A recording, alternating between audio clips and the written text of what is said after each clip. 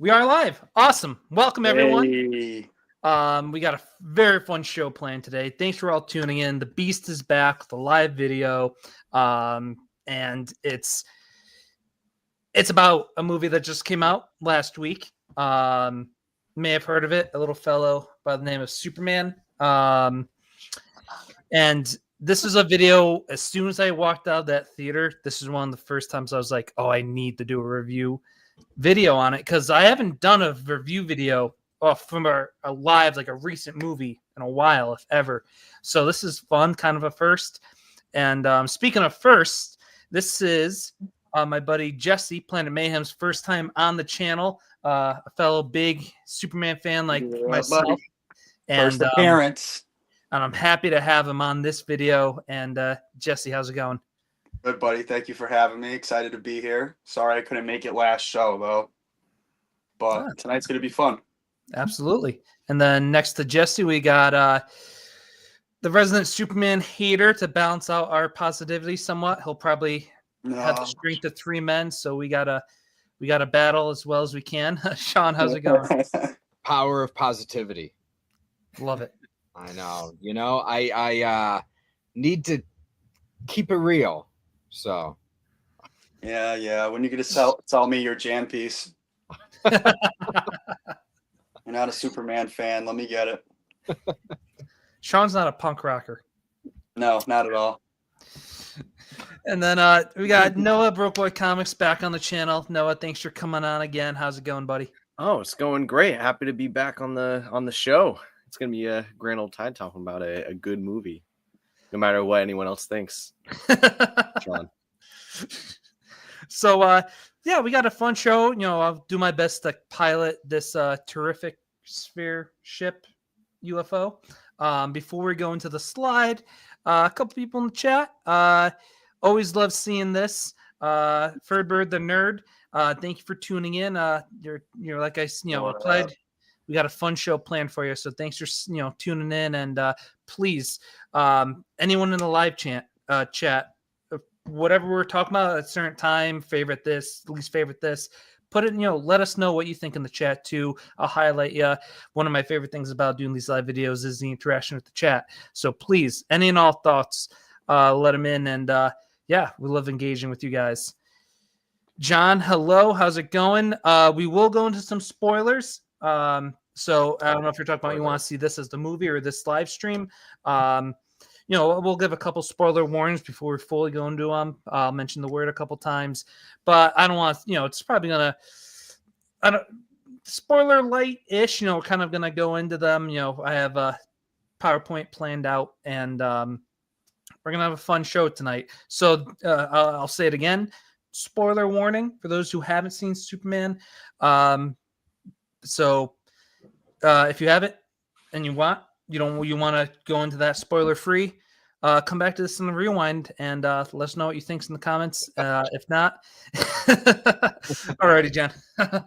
So yeah, we're looking to have a fun show. I'll bring this into the in the frame, and without any further ado, I figure actually we'll go around and go over initial thoughts quick. We're going to have like our final grades and expectations for the future of this, not only Superman, but the DCU. But I figured we'd start with our quick initial thoughts. I love this movie. I was worried going in, being a huge fan, the start of a new universe. I love James Gunn, but my only kind of critique with him is he's not afraid to be vocal on Twitter. So you see he's like the opposite Feige. Feige is more professional. I don't even want to say more professional, but it's usually in like a formal interview or something like that. James Gunn will tweet kind of big things on Twitter. So just I was worried about just in general. But I walked out of this movie with a huge smile on my face, tear in my eye. And I saw again. I went with the first Fiancé of Comics opening night. Took my parents on Sunday to see it, so I loved it. Noah, how about you? Oh yeah, no, I mean, same sorry, same here. I was a little bit worried going into it just because of the amount of characters that were going to be in this show. Movie. Them juggling around all the people, and then as well as the plot. I was, of course, with every movie, I think you're always a little bit worried, but I walked out very happy after this movie, and I haven't done that in a long time. I also feel like I wasn't as excited for a movie like this in also a really long time. So it was just an absolute delight getting, my expectations blown out of the water. How about you, Sean? So, as many people know, I had zero expectations. Superman movies for me are take it or leave it. But this one, I was entertained. Not the best thing I've seen this year. That is still Sinners. But I was super entertained. I like most of the stuff that James Gunn puts out, so I was excited for his spin. His stylization, I knew would probably get me into it, even if I'm not a huge specific character fan there. So, yeah, overall, I was pleasantly surprised on it. And I saw it in IMAX, which I felt was even greater immersion. Yeah, you need it. Yeah, I saw in Dolby at the AMC, I and that did was too. phenomenal. Just the sound. And then when I saw it the second time, honestly, seeing this movie on the big screen, any big screen was great. And if you have the opportunity to watch in one of those enhanced viewings, definitely recommend that as well. Yeah, definitely. And then Jesse. Honestly, I was real nervous going in. Like Noah said, there was a lot of characters. That's the one thing I felt like it could have been a 3-hour movie. They could have dragged Yeah. it. You know what I mean? It definitely could. I'm not saying that it was bad. It was great. I loved the movie. Like I went to see it twice. But it definitely could have been a little longer. But it definitely exceeded my expectations. I went in there with high expectations because I love James Gunn's work. Guardians of the Galaxy, Peacemaker, all of it's great to me. So I'd go watch it. I almost watched it a third time. I took Monday off and I thought about it and I was like, should I go to the movies? If I didn't keep my son home from daycare, I probably would have watched it a third time. Honest to God. But other than that, it was a great movie. I enjoyed it. I smile on my face the whole time. It was fun. Awesome. Before I go on, because I mentioned StreamYard's always new every time I go back into it.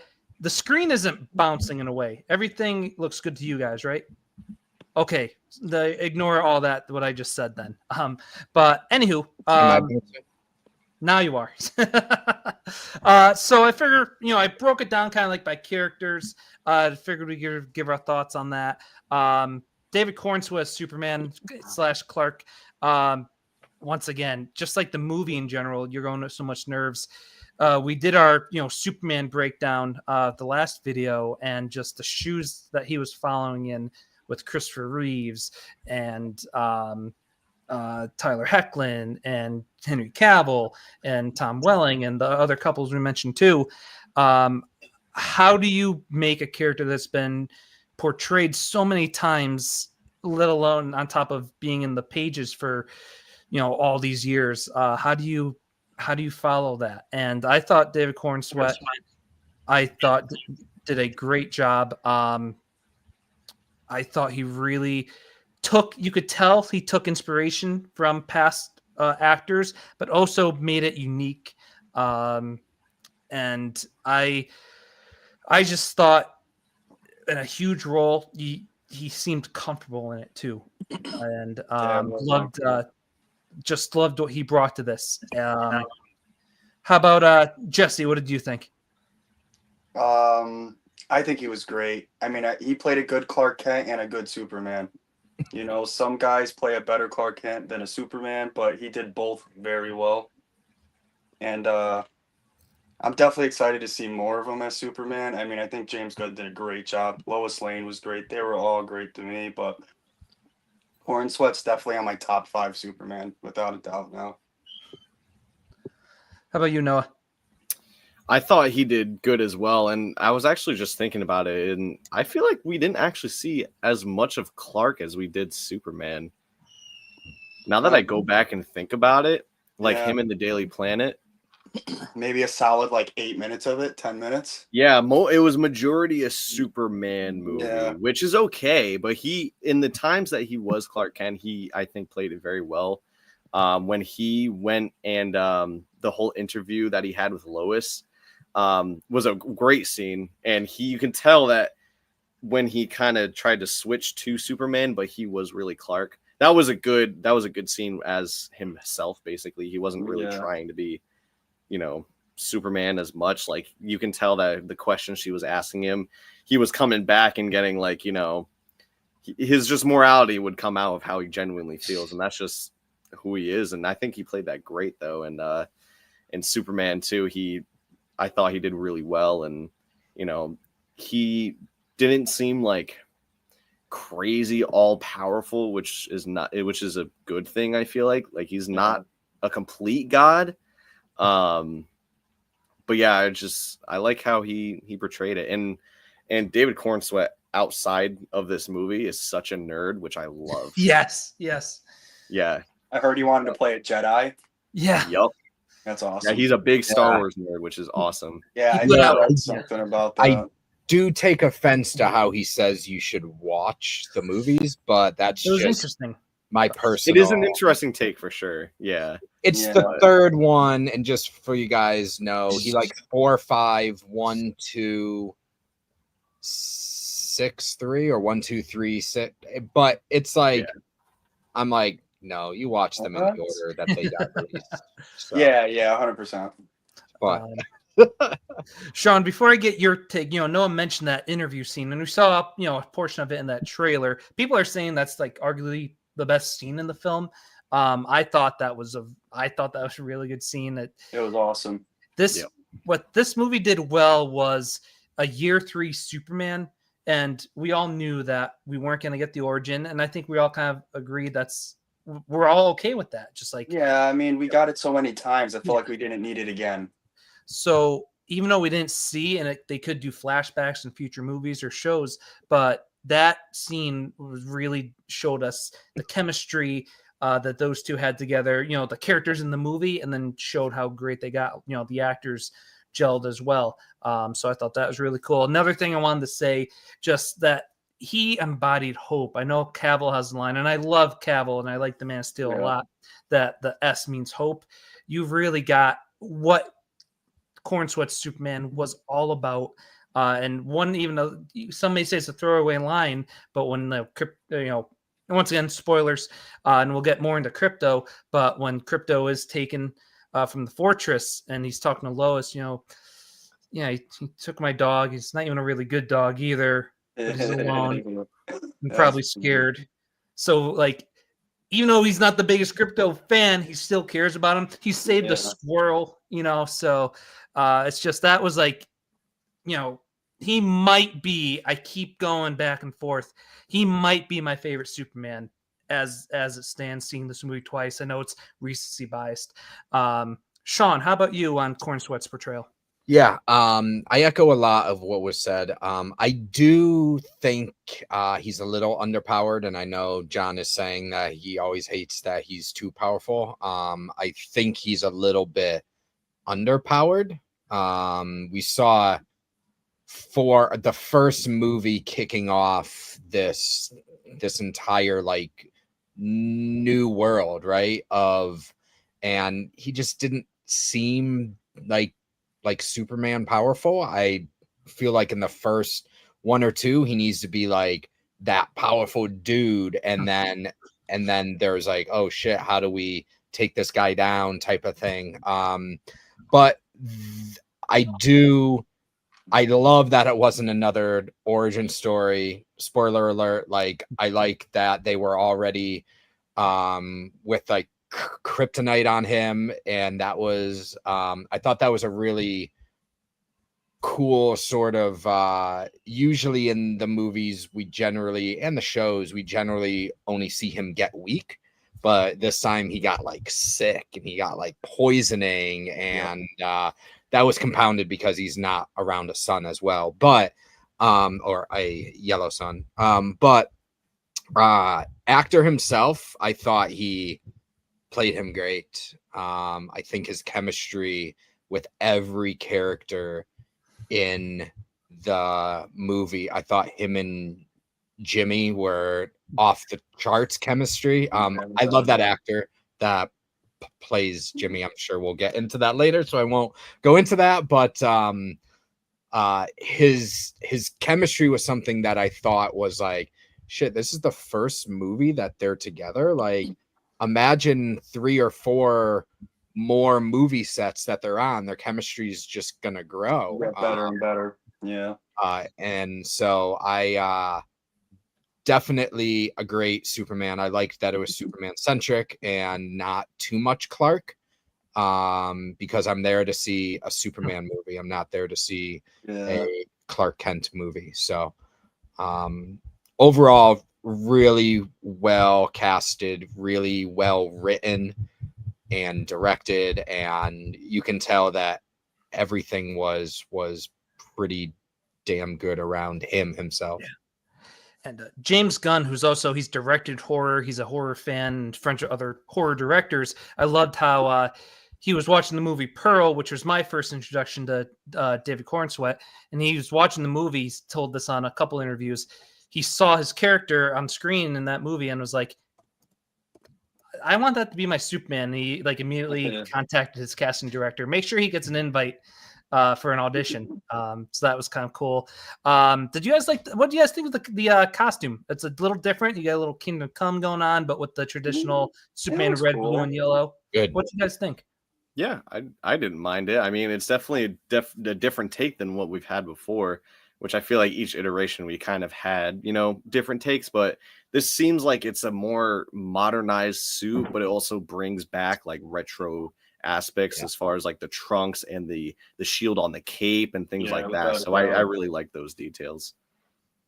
It did not look like here's your leather spandex shiny suit. Like you took it right out of my mouth, Noah. It's like it looked modern, but at the same time, like especially his trunks. I thought the trunks really had that retro vibe to him where like they weren't, and I'm talking about the guy's trunks, but like they weren't like super shiny, super tight, like they looked like cloth, and it just looked like it wasn't like here's this ultra modern, shiny, state-of-the-art suit. Looks like it's sticking to your skin type of thing. Yeah, no, it was awesome. It was a great suit. I loved everything about it, to be honest.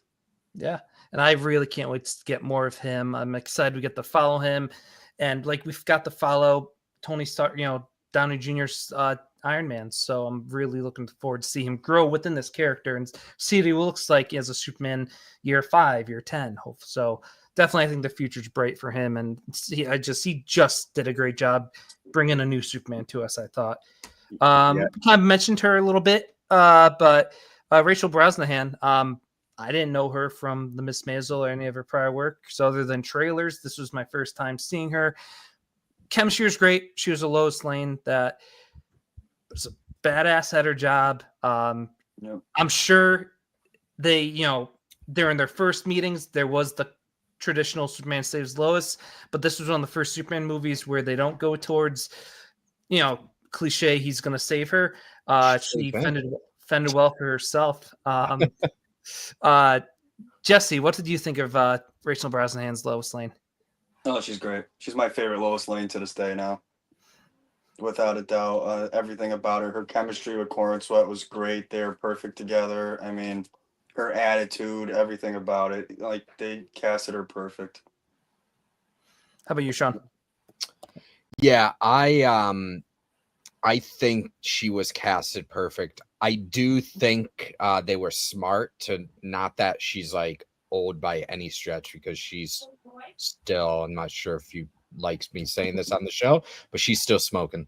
But it's like she's not like a 22-year-old actress, right? I think she's in her 30s. How old is she? Okay, she's in her 30s. That's what I thought. Maybe like mid 30s, I think. So I did watch Marvelous Miss Maisel. I knew her beforehand. She's an amazing actress again. I think we'll say this over and over on the show. James Gunn and the casting directors nailed every single casting on this movie. Yeah. And it was a perfect mix of that attitude, which Lois always has to have, with that drive. And as you said, like, I thought it was a real interesting twist how, like, Superman never saved her. She wasn't a damsel in distress. It was the opposite. Her scenes with Nathan Fillion or that one scene I thought was hilarious as hell. And I liked that again, it wasn't the origin, so we jumped right into, like, Lois knows everything about Clark. That was awesome. And I was not expecting that. And when that scene hit and she's like, Superman this, I'm like, oh shit, I like that. We don't need for her to find out again, because we've seen that 18 times. Yeah, exactly.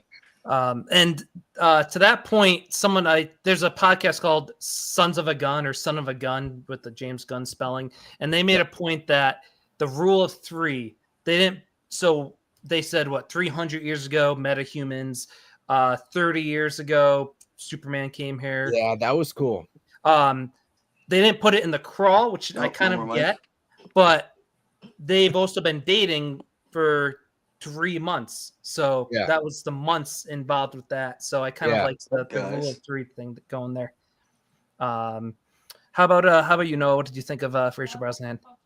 Yeah, again, I mean, echoing off the others, like, I thought this was a great casting. Her drive and just badassery as a reporter was very well portrayed in this movie.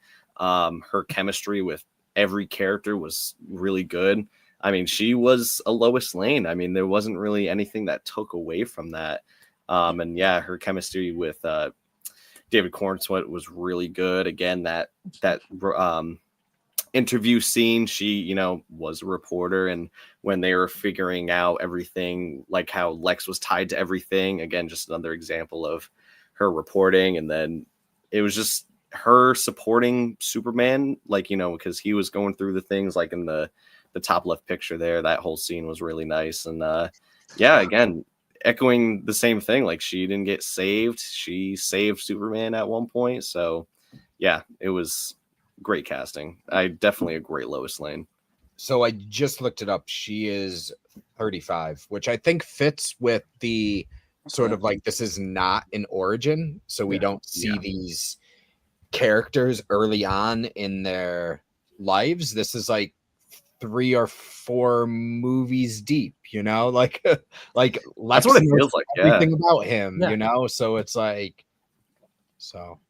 And to that point, also, this really, I think I texted each of you guys this separately, that it felt like a comic panel stripped straight from there, brought to the screen, and it's okay. And James Gunn even said, like, his first time reading a Superman comic wasn't Action 1 or Superman 1. A lot of us, you jump in, you kind of connect the dots as you go.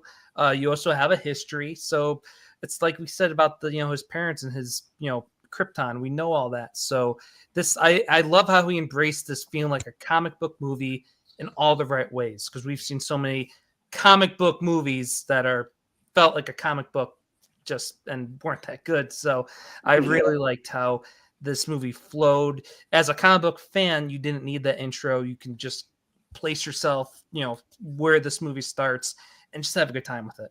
Yeah, and I really like that they kind of just placed you right into the middle of the movie, because it just left so much. Again, like Jesse said earlier, this definitely could have been a way longer movie, but the fact that I feel like it left a lot of space for them to play with the main plot and what was going on at that time, because they didn't have to save time for the origin and everything like that. So it was just well done. And I loved the scene at the end with Perry White, and we'll get more into the Daily Planet too. But when they embrace at the end, or when they go off, and Perry's just like to Jimmy, so how long have they been together? So it's just, I thought that was a fun moment. Yeah. I do have to say, and it sort of has to do with Lois, and I'm not sure when we'll be able to say this, and I'll say it before I forget it. I wasn't a huge fan of like her like flying Mr. Terrific's thing. I thought that was kind of lame. But Of like right away flying, it just seems a little far-fetched and cheesy, and but so that was my negative there, and it's not attached to like Lois, but it's just all like, oh, let's all pile into this thing that I should have no idea how to fly, and I'm flying one of the smartest people in the world. They're like they're aircraft, but oh, don't worry, I can figure it out in It's intuitive. 20 seconds. I mean, I'm pretty sure Mr. Terrific did say that. that it was easy to fly, and she Yeah, did and say she did that struggle she had with no it. idea what she was doing. So at least she said those things, right? Yeah, Yeah. and she wasn't like a pro or anything like that. I mean, she got a little bit better at the I end. mean, she but struggled at understand. first, without a doubt. Yeah, I understand Yeah. that gripe though. I definitely do. But 100%, yeah. Because how are you just gonna get into something like that? And there's probably a million buttons in the damn thing. You know, I thought it was lame. Yeah. you know what? Get out of here. You're lame. Otto. Thanks for tuning in, Otto. Otto's, Otto, another huge Superman fan. So happy that I know he's got a great grade. He talked about it on the 3MIB live video last night. Quick shout out to them. They did a great job Good show. with Mitch last night. In the Always a good first one. 5-10 minutes, they kind of go into Superman and Ironheart reviews. So I thought it was fun getting their takes on those. And I hope he's cooking up or making up a good cocktail right now while he's listening. Pour yourself a shot, Otto. Yeah, buddy. So yeah, and like I said, we'll get into the Daily Planet more too, since it is on the slide. That scene when they're talking, I have to admit that's gotten a little not controversy, but it's like some people didn't like how Superman wasn't helping the Justice Gang. I'm all for it because he said, "Oh yeah, they got it." He And- knew they could handle it, you know? It wasn't a direct Easter egg, but a kind of one because just an interdimensional imp. Yeah, Yeah. which one? Lick. I That feel one? like it was Mitzi Spidler. Pixelpuck? Yeah. Just the fact that they're mentioning interdimensional, and James Gunn said he loves Batmite. So But it's I just pink love how- right there. I feel pink. like David Cornsweat Superman with a Mixie character would Oh. go actually really well. Yeah, without a especially doubt. earlier on, because another thing going back to Corn Sweat, I loved his like he doesn't swear, which he felt like an awesome Silver Age Superman in the best of ways. It's like, oh gosh darn it, or like Crypto, Yeah. dude, like, and at the end, the post credit, the very end, where he's like, why am I such a jerk? You know, it's like he's got that Yeah. old golly in him, and so I thought, he was not. Yeah, he does. He was not serious, and honestly, like that's why I never. You guys like the movies, but that's why I never liked Snyder's like Superman, because it was like this character's so dark and so serious, and it's like this is Superman. Like every single movie was just dark and Real serious. dark. Yeah. I got to see the fun. Like Superman he's a fun character, you know. Well, my Yes. buddy was worried because he's a big DC guy and everything's dark, and he kept saying, he's like watching the trailers, he calls it Marvel-y. He hates Marvel. He doesn't like the bubbly woke, all that. Like he's just not about it. But he came with me and Noah to watch the movie. What did Vinny give it, Noah? Like an 8.5? Yeah, he put it high. We all put it high. Yeah. We all put it high, but he even enjoyed the movie, and he's excited for what DC has to bring, you know. Yeah. But, I think these characters going forward are just going to keep getting better and better the more oh, we without see a them. doubt. And that being said, these Yep. characters, they've been calling these last three the big three of this movie. Since Sean's Mr. Negative, Sean, what did you think of Lex Luthor? I thought this was a very good Lex. It's again, whenever and from that previous Superman video, whenever I think of Lex, I still think of Smallville Lex in my head. and That's I my will favorite forever Lex. think of Smallville Lex in my head. Rosenbaum, baby. This was a great Lex. I thought it was. I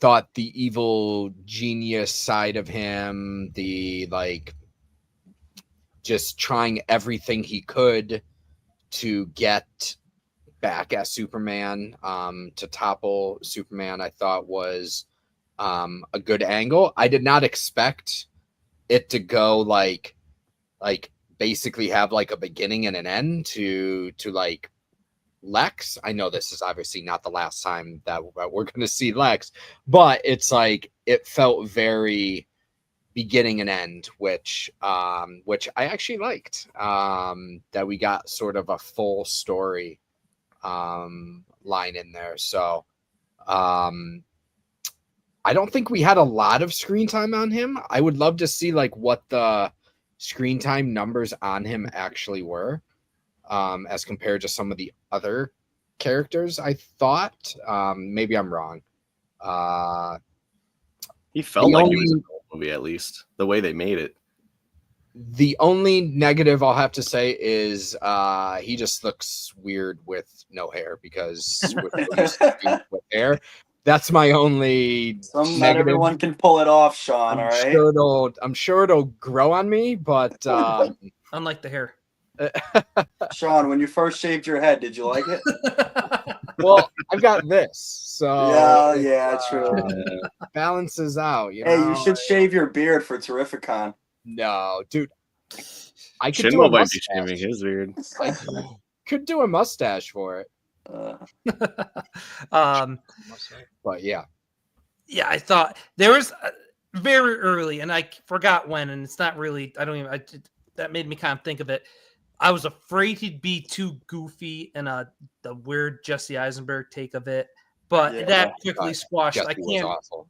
I can't remember what made me think that. I think that was just one of my fears, like because I kept hearing Silver Age movie and like, don't be goofy and like this. He's maniacal. He's smart. He's like brain over brawn. He's pulling the strings with everything going on. I'll just the scene where they enter the fortress and he's just walking through the battle. The engineer's blades are going right through him. He like doesn't break a sweat. Just that cold conniving. I thought he was great. How about you, Jesse? I thought he was amazing. I saw a reel earlier of this guy. It was showing all of Lex's clips, and he was like, "That's my Lex Luthor," and I couldn't agree with him more. I mean, he was a great Lex. I mean, Rosenbaum will forever be my favorite Lex Luthor, but he's definitely on my top 3. I heard he was highest paid actor. I don't know if it's true. It was over $1,000. Was it $2,000? I think $1 or $2,000. And then Yeah, Rachel, I heard it was like 2.5 or something. It and makes sense Rachel because he's the largest like actor in the movie. I mean, he did great. His acting was phenomenal. I mean, Yes. I mean, Sean's not wrong. He looks a little funny with the bald head and a clean face, but the guy did great as Lex Luthor. and I'm wondering if we're gonna see just even more of a cold character. Like he's not staying in jail for too long, but I just wonder if Yeah. like this loss is really gonna what it's gonna do to his psyche. And I was just about to say that, because even here he had like not a warmness, but like still had like a niceness to him, Yep. to his like minions. But after that, at the end, when he had like a breakdown almost, right? Like at the end, it's really gonna throw him through the loop, especially since Superman is that by golly type of guy. So Yeah. And then before we go into no, I love the scene. This is him and Cornsweet, the last scene in his office. Just their interaction, their dialogue, and just going back to another thing that made me just really love Cornsweet's portrayal was the I'm like, I put on my shoes, 1 foot at a time. That was great. That got to me. And just like, dude, that whole scene, man, gave me chills for a second. I mean, like, I'm human just like everybody else. Like, it was freaking phenomenal. human. Yes. yeah. Jesse, Noah, what about you with Lex and Holt's portrayal? Yeah, again, I mean, going off of what everyone else has already said, I thought he was a great Lex. He was maniacal. He was a genius, pulling all the strings in the background. I honestly didn't think in the scene, spoiler, when they were in the other like pocket dimension and he brought like the falafel guy and he straight up murdered him. I'm like, Murked whoa, him. I was not expecting that whatsoever. But I think that just added to like his character because Yeah. he is that crazy and evil where he would go do that. And then the whole plot, that came out and wrapped up in the end with him in the country and all that. I thought that was great. Him controlling the characters was really good. Something that I did think of during the movie, especially at the end when he was arrested, was because this movie had his inspirations from All-Star Superman. I really hope that in the future we see a scene or part of a movie with him in prison and Clark Kent going to interview him and getting that whole scene from All-Star Superman. And then there's like the whole breakout and everything. I think that's just going to be, that would be a really good scene to see in a movie. Yeah, and then that's a good point and question. And that was one thing people are saying, like, oh, why'd they change it? Why was it Luthor Core instead of LexCorp? Someone had a theory, I wish I could remember who, but I think another, how are we going to see Lex change? And, it was maybe Luthor Core because it's still in his father's name.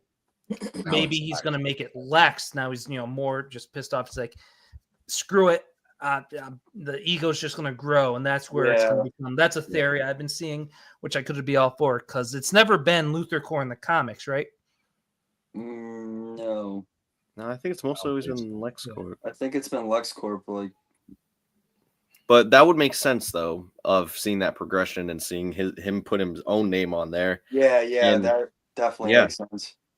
Yeah, I think that would be a good character progression. Yeah. The one thing that Noah brought up about the shooting after the fact, I was a little disappointed that they had that in the movie. Partially because like I wanted to bring my son, but like he gets real scared with that type of stuff. I thought it was even though there was a point to be made, I felt like they could have done morphed it into something else to keep it a little bit less violent for younger children, because the rest of the movie was an all right movie for like younger kids, except for some scenes, and that was definitely one of them. Or the middle fingers. Yeah, even that was all right. It was. I enjoyed it all. I mean, it was more of like I felt like it was more of like a teen / adult movie, which I get it from James Gunn. You know what I mean? I enjoyed it. I hear what you mean. Like, I wish I could have brought my son with me, but my son would have been just as freaked out. It's kind of a defense, not a great counter to it, but the camera does pan out or zoom out, so you don't. And it obviously it could be bloodier. Granted, the guy's dead as dirt, but that's a fair point because it makes you think as someone who's not a parent, would I probably, depending on age, that's a good point. And it seemed like a little out of place as opposed to every other scene in the movie. I can see that. Was just like superhero, like fighting, violence, and stuff like that, but not like stabbings and shootings. It's the reason why my son can't really see any Marvel movie past like the first 6, because they're more violent now. So I was kind of disappointed in that, but which I get. To be fair, in defense, you know how much death and killing and stuff is in reality in kids' movies and shows? Like, you don't think about it, but in reality, I feel like there's still a good amount in everything. Mainly the shooting right to the head. I mean, I totally understand that point, but yeah. But it just goes to show how cold and mean and nasty Lex was. Lex is, true. Yeah. He is, and it brought him out well. Yeah. It did add to his character very well. Yeah, Yeah, 100%. yeah, it did. And I Yeah, even bro, loved it's Dark Side. when he busts in the Superman after he's looking for. I love the "Where's the dog?" That's all he says, and like that's just awesome as a dog and animal lover. And then it's like how calm he was. Lex was. Oh, and Just- then he mumbles under his breath. Yeah, That was because he was being perfect. filmed, and I really liked that how he played that whole philanthropist Yes. side to the public, but Yes. in reality and behind closed doors, he's really this evil genius. So I really enjoyed that about the movie too. Where's the cape, ugly? What? Yeah. And for me, it was like before this, it was Clancy Brown was my Lex. That's all due respect to Gene Hackman.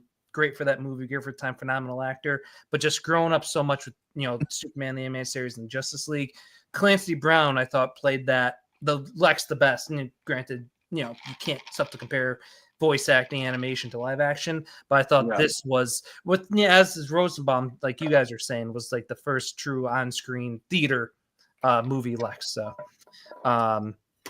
moving on, we've speaking of those middle fingers, the Justice Gang, we all kind of said it in the beginning. It did worry me. Is this going to be a Superman fan, or is James gonna make this, Guardians, Superman, and the Justice Gang? But after seeing it, I thought it was blended very well. I thought each, these guys had perfect amount of screen time. Some maybe could have even had more. Where do I want to start with here? Jesse, who were your thoughts on the Justice Gang? If you want to say out of the four, what do you think of these guys? So I was worried just like you. I mean, they were all over the trailers, and I'm like, is this a Superman movie or what's going on here? They did well, honestly. I mean, Mr. Terrific was fantastic. Green Lantern was. I was worried about Hawkgirl, but even her. I mean, that part when she was flying through the sky and she was just like, "Yeah, well, I'm not Superman," and just let's go. Like, it was hilarious. Like, I think they did very well. That whole Justice Gang, and now with Metamorpho, it was just awesome. I love the joke. I love the run because we all know it's going to be. They showed the Hall of Justice for Christ's sakes, so we all know the name's going to change. So I just loved how that was. See, that was one of those classic jokes that the repetition just it gets funnier if it's done a right amount of time. The joke's always going to land. But even at the end when he was like, "Oh no," I forgot what he said. I think he was like, "Oh, you're too ugly to join" or something. He was like, "Oh, Justice Gang is awesome." He's like, "Oh, you're in." Yes. I was dying. Hawkgirl's reactions were always great. We didn't vote on that. It's not official. Yeah. How about you? Metamorpho is the one who said that. Sean, Mr. Negativity, Metamorpho. Yeah. So overall, I thought it was awesome. The fight scene of Mr. Terrific when he puts Lois in that shield, I thought was amazing. That's a classic James Gunn thing. He does that in every single movie, whether it's Rocket and Groot or Mr. Terrific. But he always has good tunes too. Thought it was a great deep cut. I could go. Oh yeah. Of a song. Nathan Fillion was perfect. Like that like older ad joke type of guy, which played well, you guys said, off of Hawk Girl, because she's that like young Gen Z being like, God, you're so old type of attitude, right? To be like, shut up, old man, right? Be like that type of thing. I thought they were in it the right amount of time. I think without them, this movie would have been middle of the road. I got to be honest. I think they added to it quite well. The one character that I thought was awful was Metamorpho. I thought I don't have a strong reasoning why, other than it was just, I don't know. I just didn't like the actor. Maybe it's because I don't have a strong tie to DC Comics. I don't have a large like history with that character, so I don't know if that character was like a perfect portrayal of what that character is supposed to be. I thought it was an interesting thing to have with the kryptonite in him, with Superman. But I thought the whole like kid thing, I thought that scene was kind of lame of them like Yeah, the flying baby around, thing. I threw didn't know me about off. that character either. baby, and I Yeah, was that threw like, me off a this is lot. kind of like weird. It's That was the only part, but I grew on it. The second time I watched it, I was like, all right, this isn't too bad. yeah. Um, I just wasn't a huge fan of him. He was the only one. I did like the Easter egg of the old Justice Society of America on the wall of Yeah. the Hall of Justice that's being built. That was cool to see, like the Golden Age Flash, I think, was up there. Yeah. The Golden Age. Big There's an Yeah. enhanced Up there. picture out there if you Yeah. Instagram, Twitter it, exit. So I thought that was a cool nod to that. So it's like, hey, are they gonna turn more into the Justice Society, these guys, or are they gonna turn more into have a modified Justice League sort of thing? So I thought that was really good. I thought their powers were really good too. Hawk Girl screams were kind of weird. That was I can agree on that. I was a little thrown off. by Yeah, it, they were a little but- weird. but it was okay. It wasn't Yeah. like it wouldn't take me out of the movie. no, it didn't No, take me no. out. It was just like, what? Yeah. Yeah, what's going was on that? here? Um, before I go to Noah, you mentioned Metamorpho. Maybe I'm a little biased because I am a huge fan of the actor Anthony Kerrigan. I think he was like the gas monster in the Flash TV show. Also with DC TV, he was a phenomenal Victor Zsasz on Gotham. I thought he was Yeah, I forgot about that. he was like he brought something to that show where it was like he might be a top 3-5 character from Gotham just because how good he was as that in that role. And if you guys watch, not comic book related, but Barry on HBO Max with Bill Hader, his his character NoHo Hank is hilarious. It's like a top 3 character in that show easily. So I knew the character going into it, and maybe I'm biased. It didn't. The Metamorpho I enjoyed, but just because I knew, I was so happy he's in a DC film. No, how about your thoughts on the Justice Gang? Yeah, no, I thought they all were portrayed very well. They weren't in the movie. They didn't like oversaturate the movie, which was great. They were in there just enough. It felt just like a universe of characters that all existed at the same time. Like it just felt like an already created universe and everything is already happening. Like we're not seeing origins of a ton of stuff. And I thought that, kind of piggybacking on what we were all talking about before, which I thought that was great. Nathan Fillion as Guy, he plays a great jerk. And also he's just a great guy in general. Hawker was really good too. Mr. Terrific was probably one of my favorite characters of that movie. He definitely was, I think, in it a little bit more. But as a first, I don't think we've ever seen a live action Mr. Terrific before. And I thought that was a great first portrayal. Yeah. Not to be that guy in the Arrowverse. Yeah, you're totally right.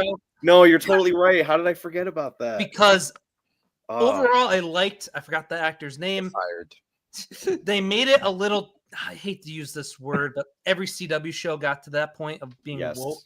So they showed you too much of his personal life. And I don't know if that's comic accurate, but he wasn't as like unemotional as he was in this movie, which I think is how he is. Yes, he's cocky. Yeah, he's right. Terrific. He thinks he's God's greatest gift. I think he is. It is true in the comics. He's an Olympian, so like he's got that cockiness from being like a gold medal Olympian. But yes, I hated to be that guy, Noah, but I had to. No, you're totally fine because I completely hate myself that I even forgot about that. Actually, but no, in the Arrowverse, he was definitely way more grounded than he was in this movie. Yes. But again, this movie, he was a great portrayal, a great addition, and him and Lois had really good chemistry. His humor too, was really good. Honestly, the humor throughout this entire movie was great. It flowed in perfectly. Like it wasn't forced humor, which was good. No. And Metamorpho, I can agree with the kid. Like it was a little weird, and I know nothing of his kid, But Yeah. I thought as a Metamorpho, I thought it was a pretty cool portrayal, and I also do like the actor from Gotham and the other things he's been in. And one of the honestly my favorite shots of the movie, I was saying this after, was when they all come out of the pocket dimension and you see him walk into the darkness with his son after he was saved. And I just thought that was a really cool shot. thought Like the same for thing. some reason that stuck out really well to me. And then seeing him come back later on in the movie was really cool. And you kind of see him join the Justice Gang at the end.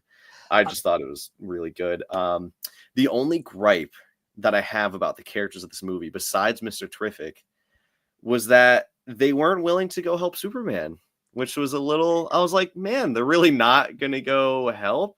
I mean, I don't know. There definitely could be something that I'm missing with as far as the plot. Maybe it's because they're corporate, like sponsored or whatever, which I think is an interesting move. It kind of reminds me, I don't remember if, what's the Justice League offshoot? It was in the 90s. Europe or Justice international? League International, which was the Maxwell Lord, which is what we're getting. Right. And Yeah. so we're getting that. Yeah, so I'm not sure if that's maybe why they didn't go. I think Guy as the leader is very interesting as well. I think it'll be interesting to see if, I think Mr. Terrific will probably, He's an upgrade. yeah. I think Mr. Terrific will probably take over that role at some point and kind of shove him out of the way, or somebody will.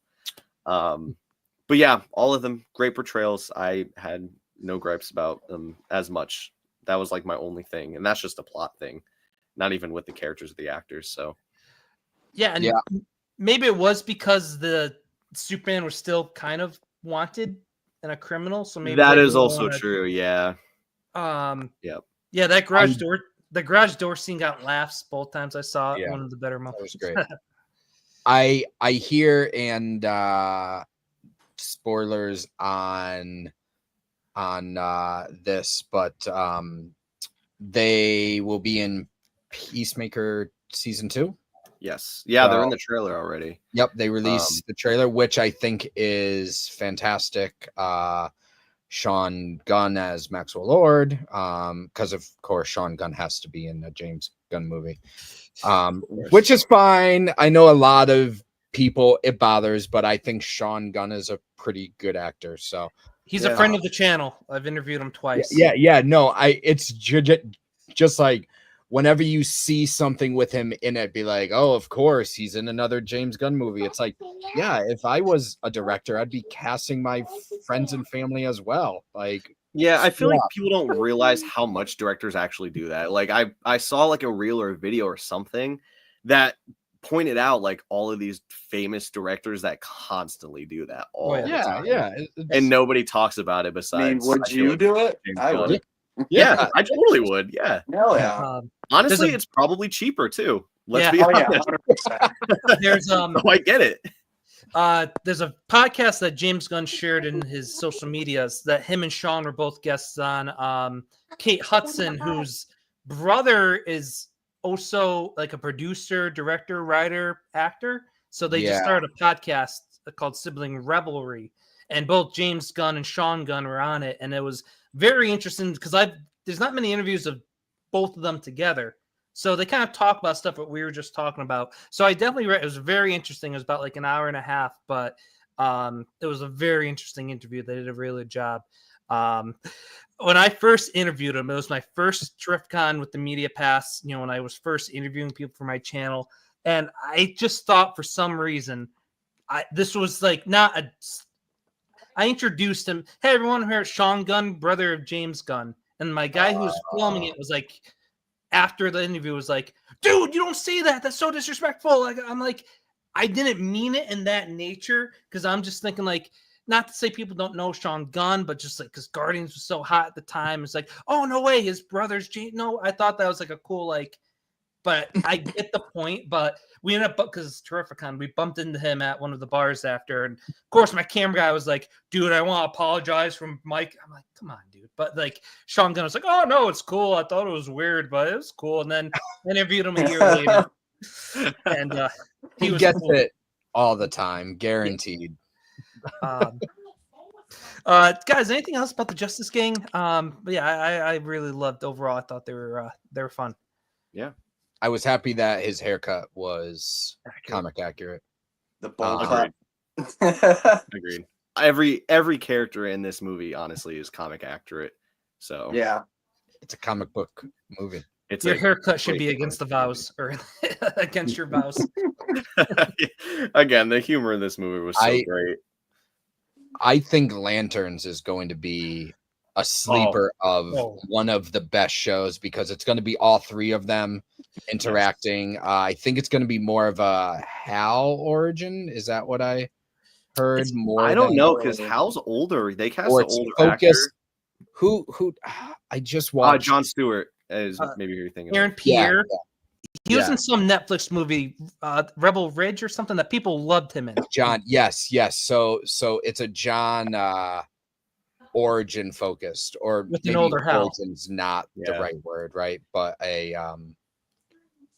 John focused one, but cannot wait for that. In the vein of True Detective. Yeah, really quick without continuing to go on Green Lanterns. I still think I stand by this that they're going to go down the Parallax route, or at least I hope they do, with Hal turning evil, and then John Stewart's going to have to become like the main Green Lantern. I feel like that's how they're going to go down, but that's just me.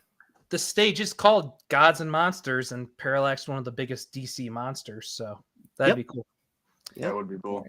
So we mentioned Day of the Planet earlier. My first initial thought was, I bet there's deleted scenes with these characters. 100%. I enjoyed all of them, but I felt like, with the exception of Jimmy and Lois, even Perry, who I loved, and I thought all these characters were fun. I thought there could have been more. I guess one of my tiny gripes. But overall, I thought they were all casted well. Yeah, I thought Jimmy was great. Noah, how about your thoughts on the Daily Planet? Yeah, I thought the Daily Planet was portrayed very well. I definitely, I think this is a constant theme of this movie, is that it definitely could have been longer. And like you said, there probably was a lot of deleted scenes. So who knows, maybe we'll get a director's cut in the future, but that'd be cool. Yeah, Jimmy, great. I love that actor. And I thought as soon as I heard that he was cast as Jimmy, I was like, oh, that's a good casting. And he was a great casting. I did not expect him to be such a ladies' man in this movie. That was like completely out of left field, but it was awesome. Really good though. I think I definitely wanted more Perry White. I think there wasn't enough of him in this movie. I could have used a touch more of Cat Grant and Steve Lombard, maybe a little bit more as well. But Cat Grant and Steve Lombard, they're not crazy big characters to this story. They were there. So it's cool to just have this whole connected universe with all these characters already existing in it. But yeah, they're all portrayed very well. Casting was great. Just like I could have used a tiny bit more of the other like side characters at the Daily Planet, just so that we could have seen a little bit more of who their characters are, I guess is what I'm trying to say. Yeah. Before I go to Jesse, I just wanted to mention Jimmy and being the ladies' man. I haven't read it, but one of the most recent like Superman's Pal or just Jimmy Olsen books, he's kind of like a ladies' guy. So I'm happy they did pull from that. And there was in modern Superman books when he's like, oh, my contact, kind of like the superhero super nerd in me. It was like, oh, is it going to be a Silver Banshee cameo because they're currently dating in the comics? It made sense with it being Eve, and we'll talk about it. Sure. Yeah. But I was like, oh, is he gonna go there? Because but anywho, Jesse, how about your thoughts on the Daily Planet folk? I did not know they were dating in the comics. Sorry, that was fun. That threw me off for no idea. What? To be honest, that's crazy. I thought the cast of Daily Planet was great. Obviously, with Jimmy and Lois and Perry being my favorite three, but everyone did really well. My buddy heard a rumor for some reason that there was going to be no globe on the top of the Daily Planet, and that blew my mind. So when I got the scene and saw it, very excited for that. It looked great. Jimmy being a ladies' man was hilarious. That part when he's like, all weekend? And she's like, is that too much for you, Jimmy? Like, I was just dying, you know what I mean? But, yeah, he was great. But like I said, it could have been a 3-hour movie. They all could have used more screen time. But I mean, it was the best 2 hours and 5 minutes I've had in a long time, so I can't complain. I'm sure we'll see more of them in the future for sure. Oh yeah, 100%. Yeah. What James gonna want to 100%. do TV shows? I wouldn't be shocked that we get a Daily Planet show. Yes, That would be cool. Stop That'd be stealing cool. my content I before. mean, I'm excited for Peacemaker, so That's yeah. Sean, how about you? So you just stole what I was just about to say. I Right, thought it was a perfect amount of time. Honestly, I'm there for Superman. I'm not there for a drama about a newspaper. Like me not being a DC fan, I give two So shits negative, about Sean. like tertiary characters there. So I care about Jimmy, I care about Lois, everyone else, whatever. So, but if you give me a Daily Planet show where they're chasing leads on like superheroes or metahumans, they say, right? Of like, I think that would be really dope.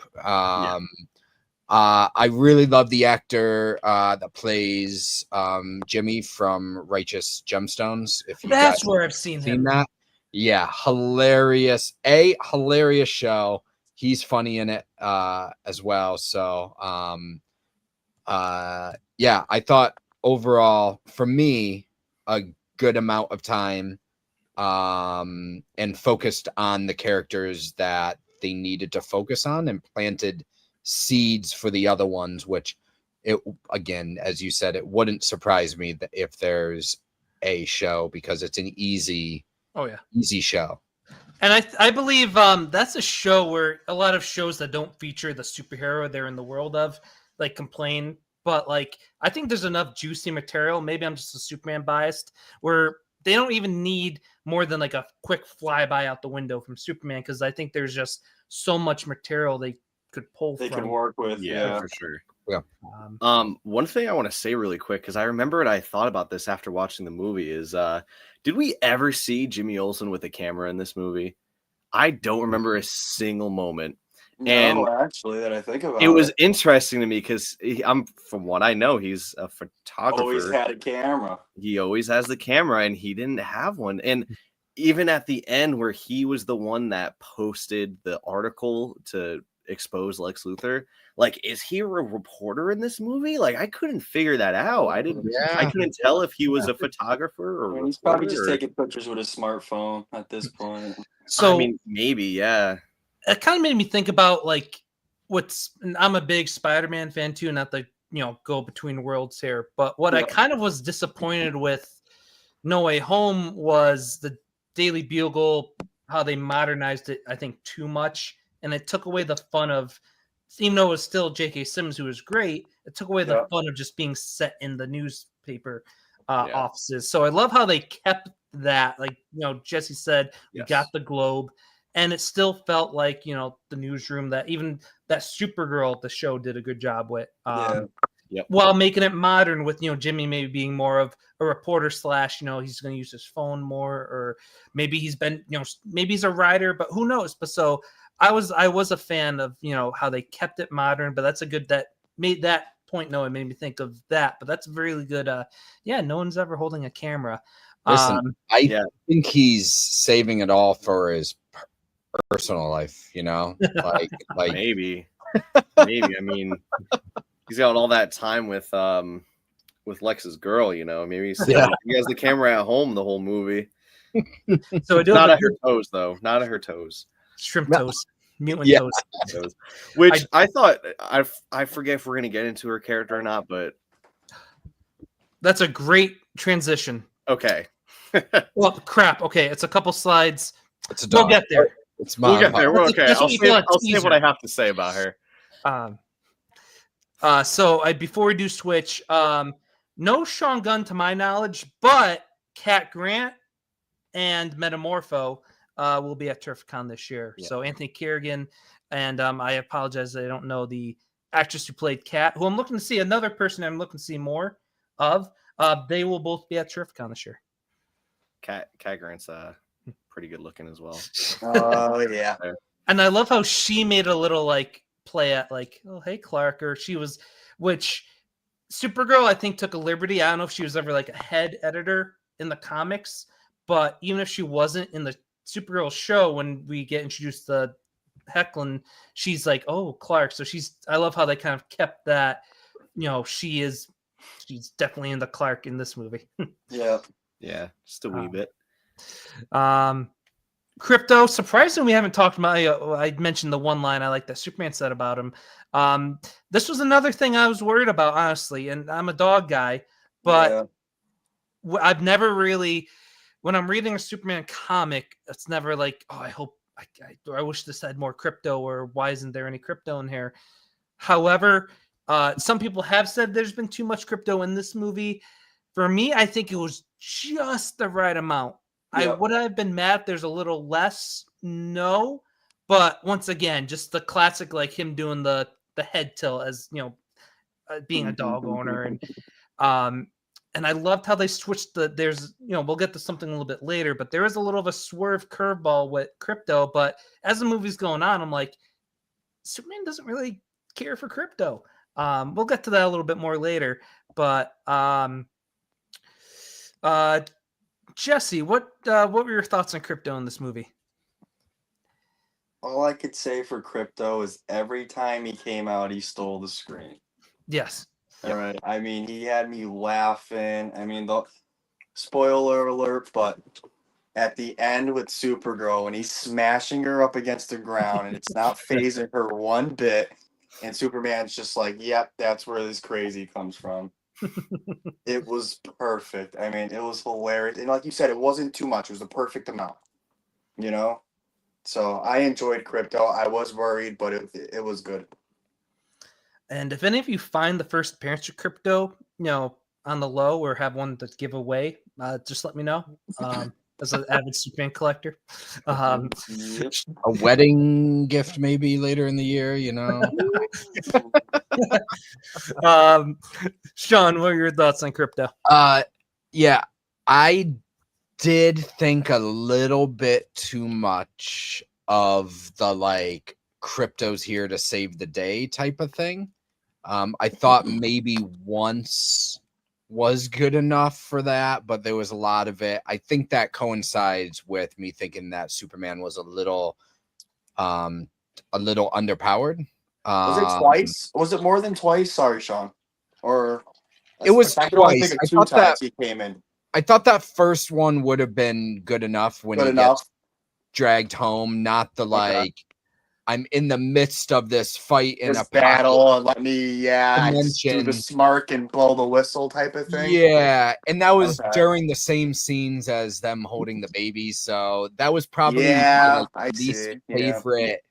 Like 20 to 25 minutes of the movie was that pocket dimension fight. I thought there was a lot of potential to see who else was in those jails, if there was any other people with powers in there. I thought that would have been a cooler twist to it. But again, James Gunn likes his sort of characters like Crypto. He likes the cute little things, right?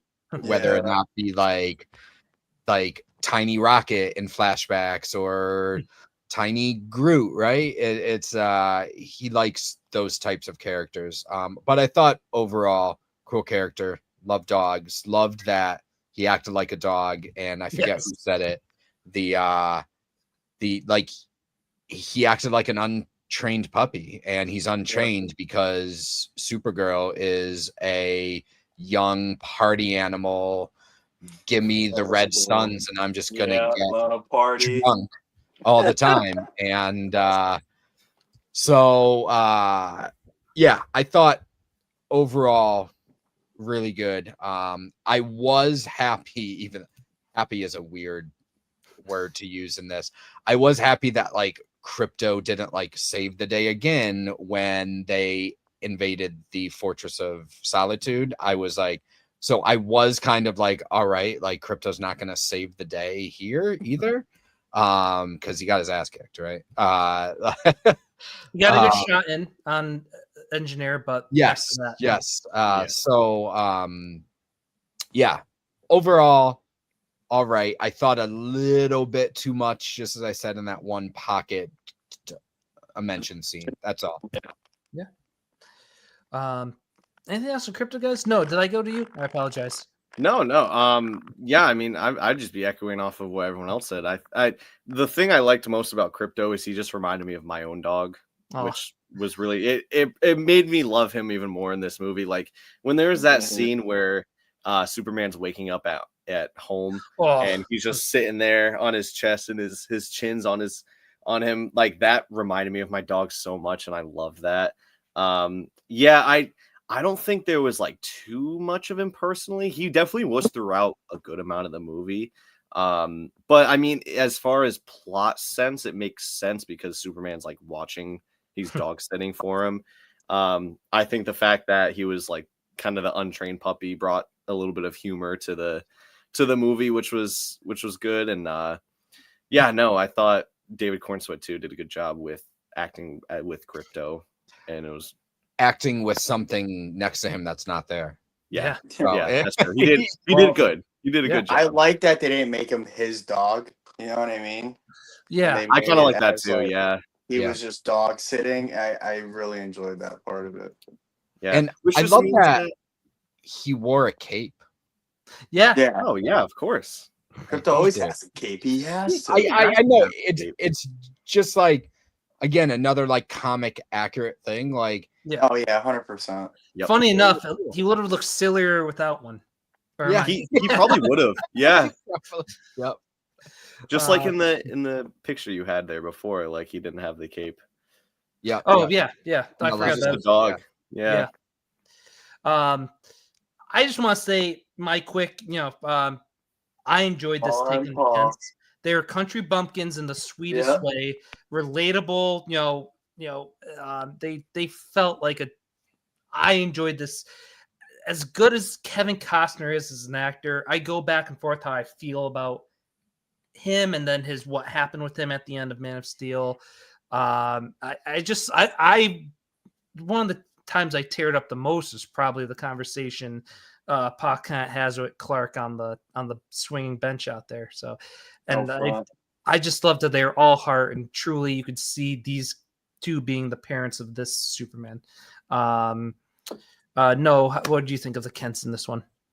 Yeah, I thought they were portrayed very well. Again, just like some farm folk out in Kansas. And they played a really good like Ma and Dad. I found it really funny the scene where they call Clark in the beginning, Yeah. and it's like that whole phone Yelling. conversation. I thought that was really good. Yeah, Clark. Yeah, what did you say? So I thought that was really good. We definitely like they weren't a huge part of the movie, which is fine. There was a ton of characters in this movie, which again I think something we were all worried about, but they were all jumbled and put in the movie very nicely. I think we'll definitely see more of them in the future. At least I would hope. I'd hope to see a little bit more, Superman at home, just like a little bit. It doesn't have to be for an entire movie or anything, but Yeah. and then just the scene with him and Clark and Pawson on the bench, him giving advice was a nice touch. The fact that Ma was cleaning his suit for him, his boots was really funny. Yeah. So I just clean your boots. I'll go get them for you. Yeah. So I enjoyed them as characters. It was a good touch to have, at least in the movie, Yeah. just to know that they're there and part of the universe. And then at the end, seeing how he switched from his Krypton parents That was footage to awesome. his. That was a His- great touch. Yeah, I thought that was perfect. good as well. So Yeah.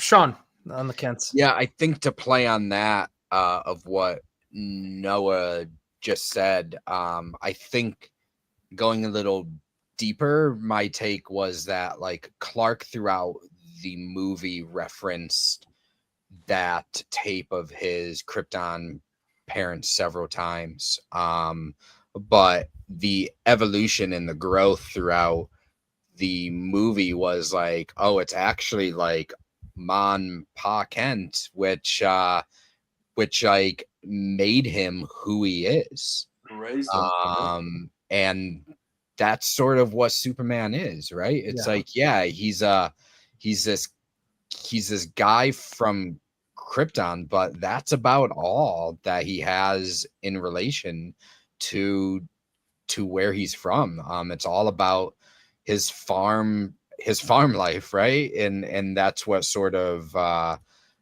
got him to where he is. So I liked that they made them. It's probably like, as you said, the country bumpkin, sort of like common folk with like the strongest person in the world as their like son. And when he came home, you could just see again the acting, the collaboration between the actors was just fantastic, because you could really feel it from the actor. You could feel it from Clark that he like, this is his home. He can just like Felt safe there. take a deep breath, and he doesn't Yeah. have to be Superman. He's like sitting on this swing in like a sad state, and his father is there to just give him another lesson, give him another story, Piece of advice. help him out. So I thought that was a cool touch to say, hey, like, you're Superman, you're the strongest man in the world, but you're never too old or too strong to get advice from one of your parents. So I like that touch. James Gunn does such a good job with parent. Like it gave me vibes of like, he might have been your father, but it wasn't your daddy. Like Yondu and 100%. Star Wars vibes. Yeah. It's that exact sort of relationship, right? It's good there. Yeah. How about you, Jesse? Sorry, real quick interjection, because we're talking about parents. I thought the whole thing with the Krypton parents and the twist that they really sent them there for like to rule over Earth, I think was crazy.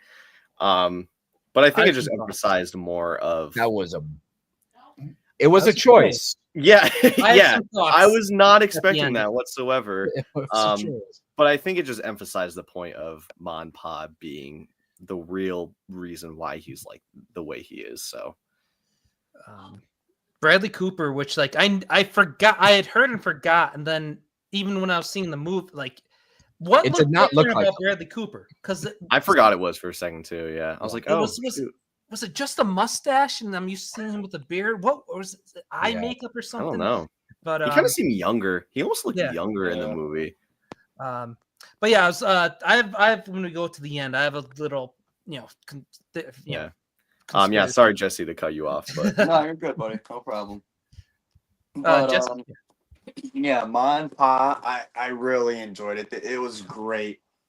Just like even the humor in it, from Ma just being 2 inches away from the phone, screaming into it, and like just knowing nothing about technology, like just there's something on the box, Clark. Come see. You know what I mean? Like it was awesome, and just like even when he's like laying in his room, it's like nothing changed. It's like the same room from when he was like a teenager. I mean, you had the same poster from what was the band he said he liked? Oh, Crazy yeah. Boys.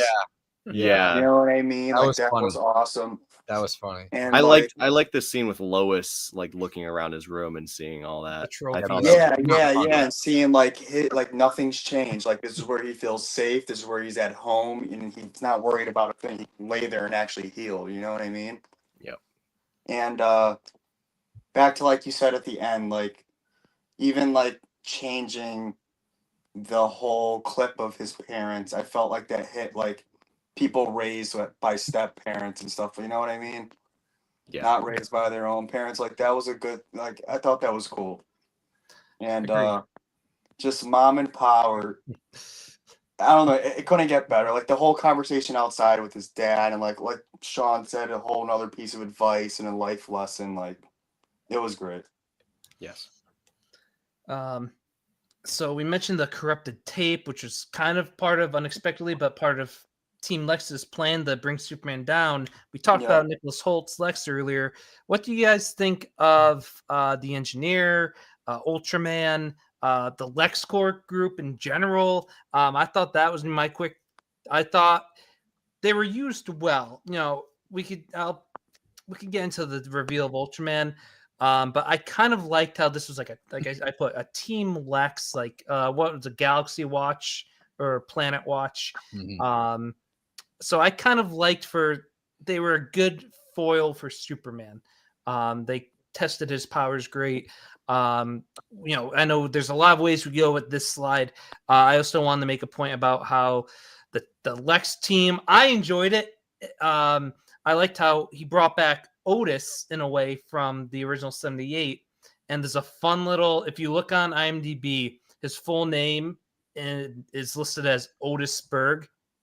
So going back to 78 when Lex had his piece of land and Otis was like, yeah, I'm going to name mine Otisburg. And to have this actor's last name be Berg, I thought was a kind of funny Easter egg. But yeah, we'll start bottom going up. Jesse, what did you think of the bad guys, including Eve? I know we talked about her a little bit more. Team Lex was cool. I mean, the whole Ultraman thing, like from the beginning, just the whole thing with Lex and the moves and all that, and I kind of put it together, so I wasn't too surprised. But the only thing that kind of bothered me was the whole nanites thing and trying to Sure. suffocate him in his lung. Cause isn't he supposed to be able to breathe? Like even when he's flying through space and everything, like how can you really suffocate him? You That's know what I fair. mean? Yeah. That was the only thing that threw me off was the whole nanites. But other than that, I enjoyed it. Like it was a lot of characters for Team Lex, and it kind of threw me off at first, but they spaced it out well, like you said. So I enjoyed it. Sean.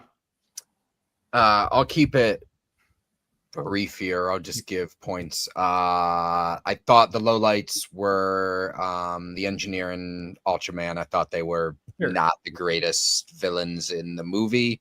I felt like you could have just put someone else in there and you wouldn't have lost really anything. The whole reveal on who Ultraman was, it felt like it was just like, oh, by the way, this happened, and it didn't really do much for the storyline or progress the storyline in my mind. I have another conspiracy theory with him. I'll go into that later. I thought his group, I did like his flying guy, I forget what they were called, but his group of flying army men there. I felt like that's the way that they should go more with Lex, because he doesn't like metahumans. I thought it was hilarious how his group that was overseeing the dimensional portal were just wearing shorts and Hawaiian shirts. I found that was freaking hilarious. Are we going to talk about Rick Flag at all? And those if you guys want to mention him. All right. Yeah. So I really love that we have Rick Flag Sr. in the in this. He's been in so much. Amazing character in Creature Commandos. So like that they brought him here. So I thought that was a nice touch and probably a long-term story here between him and Superman, because they never really trust metahumans type of stuff there. So, but yeah, that was overall, that was probably the weakest characters of it. I thought if the Engineer and Ultraman weren't even there, we would have had the same exact movie.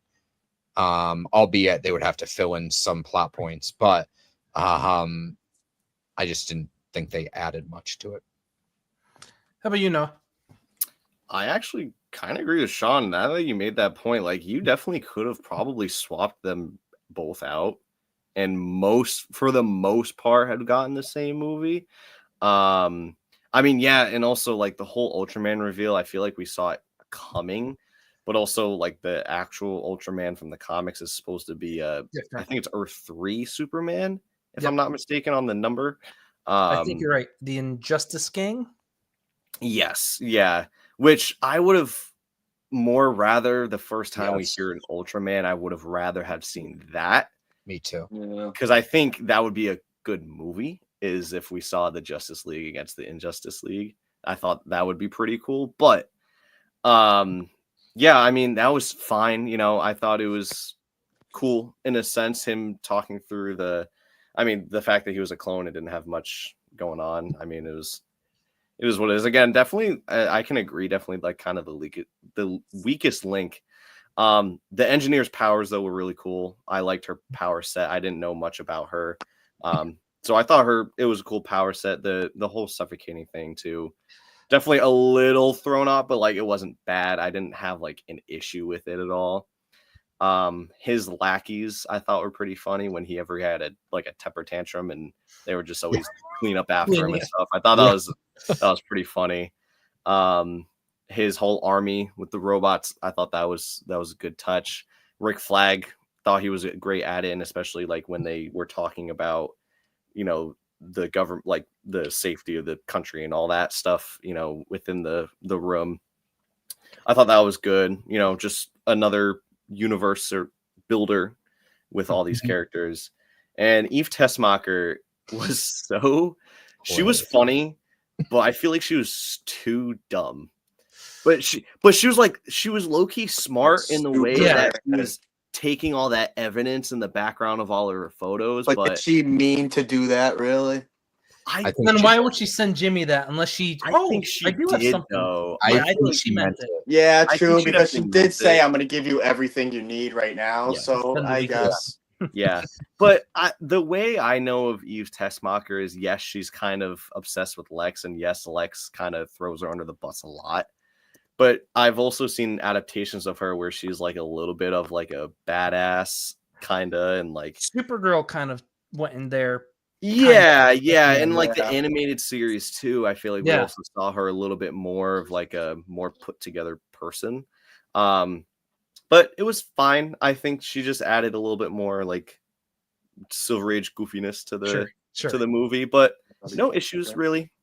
But I'll go into the Ultraman thing. I can't take credit for it. So he doesn't die.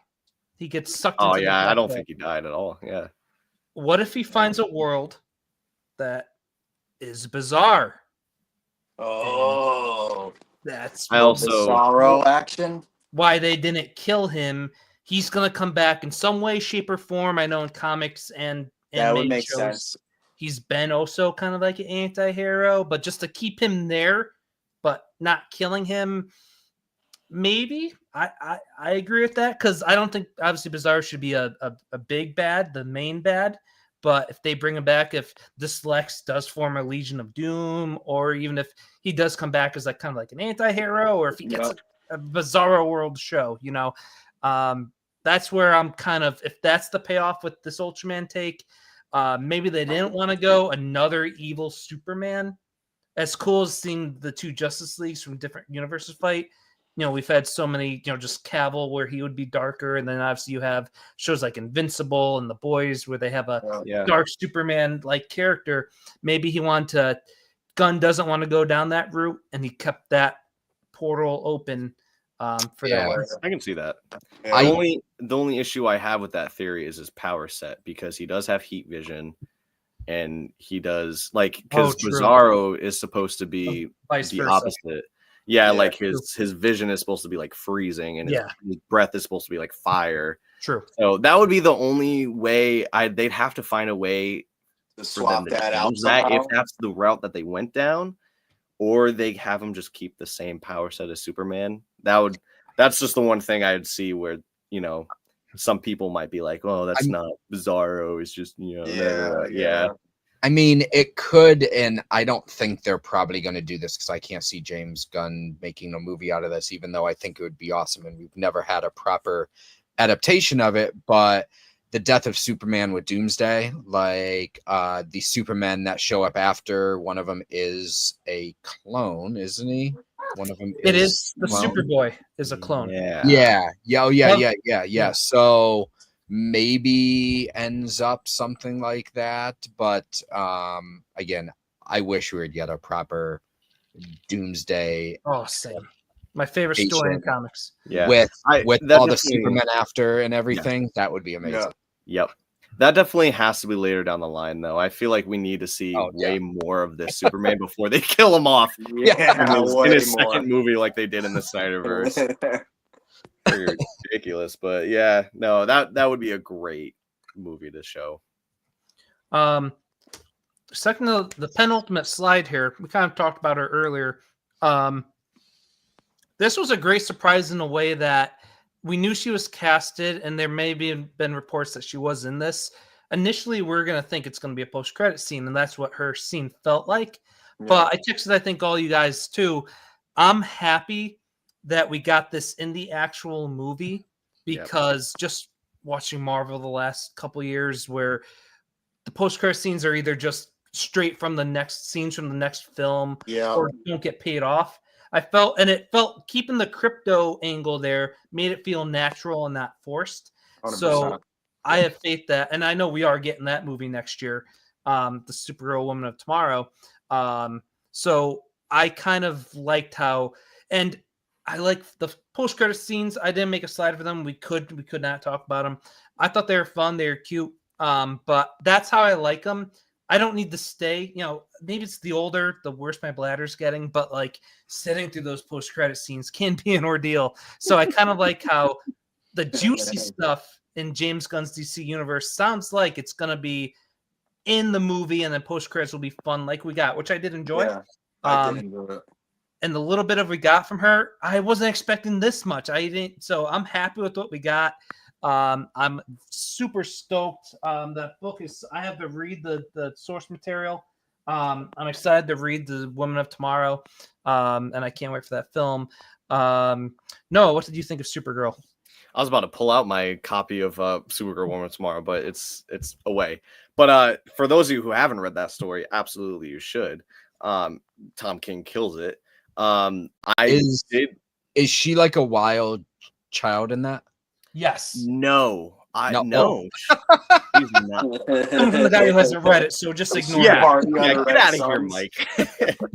No, so in the actual story of Supergirl Woman of Tomorrow, she goes to a planet with the red sun, yes, because she's powerless and she can drink, but it was never to party. It was to kind of get away from Earth and life, and which some, as people, we all need to get away, like on our vacations and things like that. And then that's when she meets the character that's going to be in the movie. And they are going to go down that route of that storyline. It's just, they definitely kind of switched it up a little bit. Whereas in the end of Superman, she's like a partier because she, must have just turned 21 or something, which is fine. I have no gripes with that. It definitely will affect, I think, her movie as far as it's based on the story of the comic book. Which, I mean, they're not going to take everything out of the books, just like this one, how they were pushing All-Star Superman a lot for this movie, but there was only certain aspects that were really pulled out of that comic book, which was nice. But yeah, this Supergirl, I thought she's a great casting. I liked seeing her again in the actual movie, and it wasn't forced. We have all, with Marvel recently, like those post-credit scenes where they set up something in the future, but like it hasn't happened yet. And we're like, okay, what's going on with that? Like this one, it wasn't really setting up anything. Again, it's just, as I keep iterating, that it's just setting up this more expanded universe that they just all exist and they're all here. Like it's not forced. It's not really setting up anything, but it kind of is. I just thought it was a great touch. And like Jesse was talking about earlier with her and Crypto and them talking about how like, oh, okay, that's where Crypto gets his, not training from. I thought that was pretty cool. But her too, walking in drunk and like saying, hey, why did you move the door? And he goes, I didn't. I thought that was that was really funny. Yeah, no, I'm super pumped for her own movie. I'm excited to see where they bring her. And I think she's gonna have a lot of growth in her movie from where we see her right now. So I'm pumped. Sean? Yeah, I echo pretty much everything there. I think this actress is great. She's great in House of Dragon. She's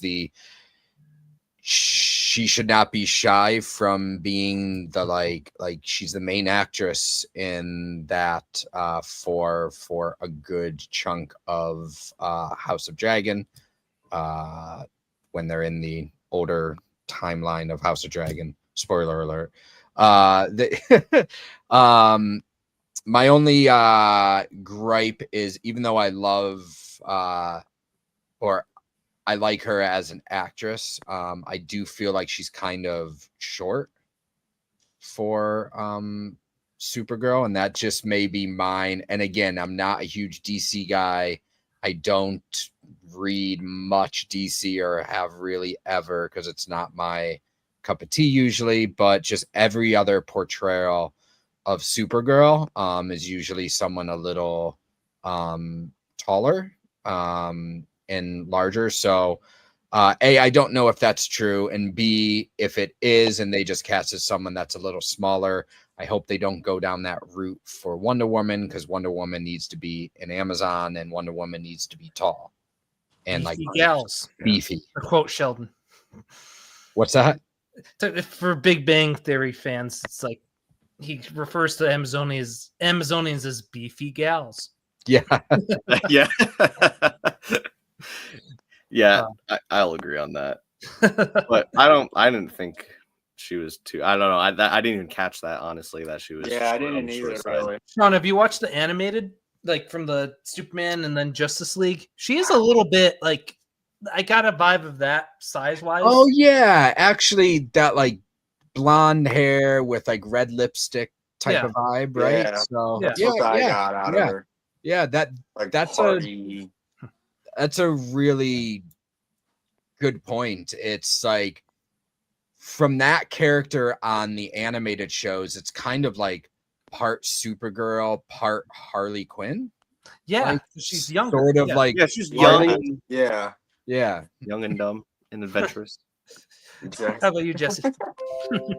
Well, I mean, the 60 seconds we got of her were great, or more, whatever it was. Like I said, it was hilarious watching her in Crypto, and her just being all buzzed and running out of it. Didn't she like? I'm not trying to, but she was like by BITCH. I'm pretty sure.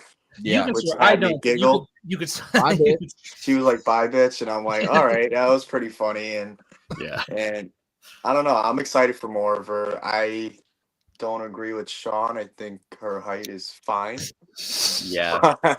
I didn't Now, even notice now that you brought the animated one in, Yeah, I'm yeah. fine. Okay, but other Yeah, than that, I've never seen her as beefy or anything like that. She's just No, No, like no, a I teenage, I always figured teenage girl with Supergirl- powers. I mean, Yeah, More yeah. Like, so, so how like- big is she gonna be? Tall. So Kryptons, to me, whenever we see them on the world and all that, it's like no one's like short, you know? So it's all yeah, like yeah. taller. These are godly type of characters. So that was but Mike, with you saying the animated one, and now I have the animated picture in my mind, this fits that 100%. yeah. I'd like to Also, see her standing costume- next to Corin Sweat, because imagine how tall he is and how short He's she 6'4". is. I don't know how he's- tall He's a big dude. The first thing my wife says when he pops on screen is like, "Wow, why is he so tall?" Corrupt. It's been corrupted. Are you there, Jesse? Can you hear me? Oh, Now- yes. Now we can. We Okay. lost you as you were saying that your My first Wife. thing she said is, "Why he's real wife tall." was Yeah, drooling over yeah. it. Yeah. Yeah, I think I read some there. I mean, it could be wrong, but is he bigger than Cavill? He is. Cavill's Yeah, only yeah. like I think 6'1". Yeah. This podcast He's got likes. 3 inches on him. Wow. Yeah. And he's big. Yeah, he's he's bald, dude. bulky. He's got muscle on him too. Yeah, so, yeah, he's a bulky dude. Yeah. As Superman should be. I may Yes, have talked to 100%. my good friend of the channel, Jerry Ordway, who was involved in killing Superman. Him and a bunch of other Superman creators were invited to the set, and they got to meet him, Holt, and Oh, that's pretty cool. That is cool. yeah, That's and awesome. he was like, yeah, he's tall. He's big. He's like so, which is great to hear. And the show is on screen as we were just talking about. So we got a tall Superman. Like, because if you look at Affleck next to Cavill, I think even Affleck had a couple inches on Cavill. Did he actually? I don't think it showed in the movie, but and yeah, this isn't Cavill hate or size shaming by any means, but I can't wait to see. Shame. It's Superman, for God's sakes. I can't wait to see to that point these two together. And I like how we're not just gonna get female Superman with this character. We're gonna get someone who not only survived also Krypton's explosion, but saw it and escapes on a piece of the planet. And how did that affect her? Yeah. So, I'm curious on how they're going to go down that route of which way she survived, because I think there has been a few different iterations of how she survived Krypton. So I'm curious on what route they go down with that. But also a point I want to say is I thought her costume was great. It matched Superman's greatly. Yeah, no, it was perfect. I loved her costume. I guarantee you that Krypto saved her just like Krypto saved Superman.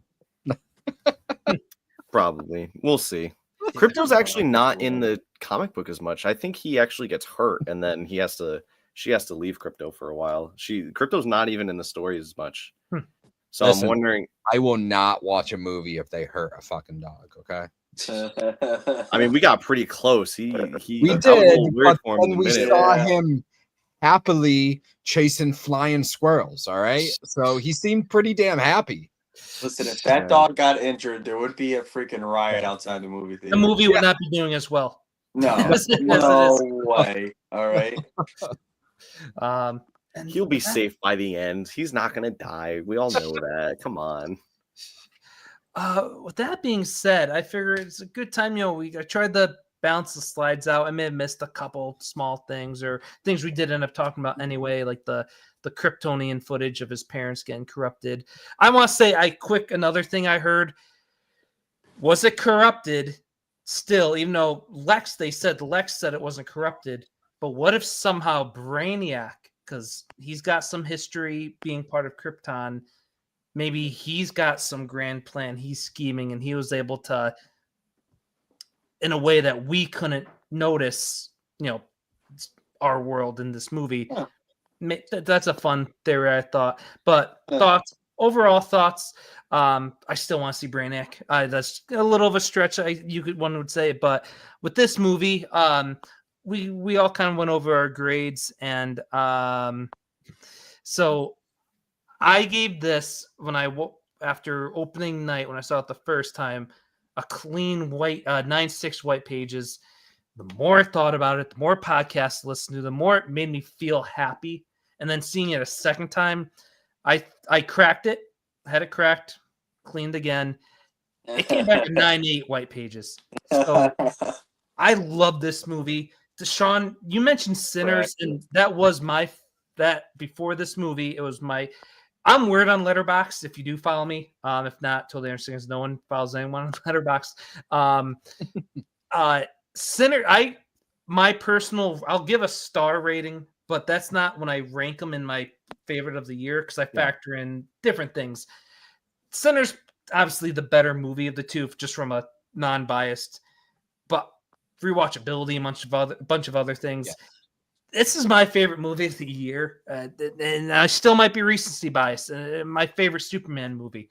That's where I am with this movie. It made me feel good, and just that's what you want in Superman. 100%.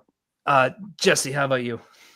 My final thoughts are, I'm in the same boat as you. I saw it twice, and I did the same thing. What was it?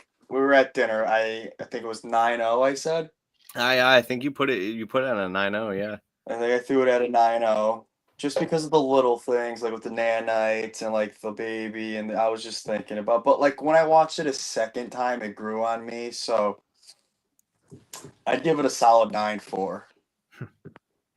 Easy, and I would be right there with you. I think it is one of my favorite Superman movies. And like, don't get me wrong, the Superman, the first movie with Reeves, is an iconic It's movie. great, It's yeah. great. I mean, Reeves is Superman on and off the screen. I mean, if you haven't seen the true story about Christopher Reeves, Oh, it'll put a grown man in tears. So like, it put I us would in tears. Yeah. definitely- yeah, we were all there together. Like it was a great film. But back to this film, it was great, and like I said, I was gonna go watch it a third time. So if that doesn't tell you enough, like I don't know what more to say. I mean, it was fantastic. Yeah, I've been more selective with my physical media purchases. As soon as I can pre-order this Steel book, I'm going to. Oh, 100%. Sean, how about you? Overall thoughts, if you want to Yeah, give I your gave CJ. this an overall 8.5 white pager. I think the rewatchability is definitely there. It was a fun movie, and that's what I want from superhero movies. I just want fun. Yeah. And I thoroughly enjoyed it. The acting was really good. I almost bumped it up to a 9.0, but kept it at that 8.5 range. I do think it's probably one of the better Superman movies. Truth be told, it's tough for me to get through standalone Superman movies because I don't find them as enjoyable. Blasphemy, I know. I feel like the Christopher Reeves ones are just always higher on the list because it's Christopher Reeves and not that the movies are that great. But hopefully Otto's not listening on rewind because I just destroyed his entire life. But yeah, it was a fun movie. I am stoked for the James Gunn universe. I'm actually more excited for the non-Superman stuff. I'm excited for Supergirl. I'm excited for his horror movie with Clayface. I think that's going to be fantastic. I know everybody's like, Clayface, what the hell? Why is that coming? Excited for his shows. Peacemaker is fantastic. Creature Commandos, like both of those I liked more than Superman.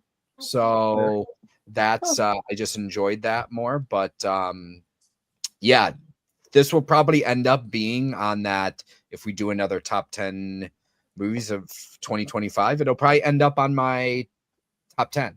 Nice. Just because it's a fun movie. It's probably one of the better superhero movies that we've seen in a while. Just in general, I won't throw shows in there because there's Marvel shows that I think are just as good that have been out. But from a movie standpoint, yeah, and for the first foray into the James Gunn universe, he did a fantastic job. Awesome. Noah, you're getting you have some fans in the chat. Yeah, thank you. I appreciate it. Thank you, Sean, as always. Anyways, so I originally, when I was first came out of this movie, I had given this an 8.5, but just because Sean put this at an 8.5, and I know I like this movie more than him, I'm putting it up to a 9. All right. 9.0 white pages. I think I am going to see it a second time with my family. And I think that it probably was already going to put it in the 9. So I'm already just going to put it in the 9s now. It might go up even more the second time I watch it. But yeah, overall, great movie. Again, it's big shoes to fill after Christopher Reeves and, a lot of big Henry Cavill fans and everything.